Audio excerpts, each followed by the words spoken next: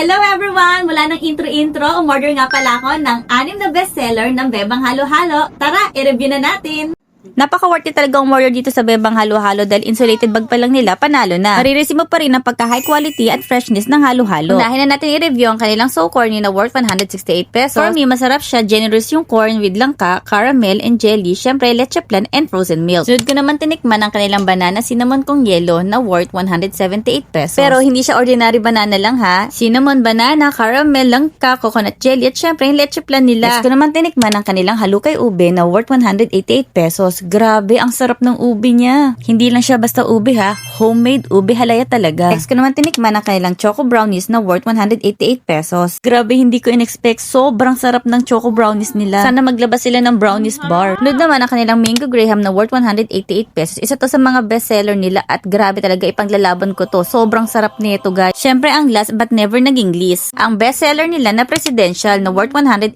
pesos. Yun naman yung ingredients, napaka-organized, napaka-perfectionist siguro nang gumawa na itong Bebang Halo-Halo. Panalo ka talaga. Lahat na nilalagay nilang ingredients sa halo-halo ay premium, high quality at homemade talaga. Lalo na tong frozen milk nila, sobrang creamy, para kang kumakain ng ice cream sa sobrang sarap. Kaya kung naghahanap kayo ng high quality at premium ang lasa, dito nyo lang yan matitikman sa Bebang Halo-Halo.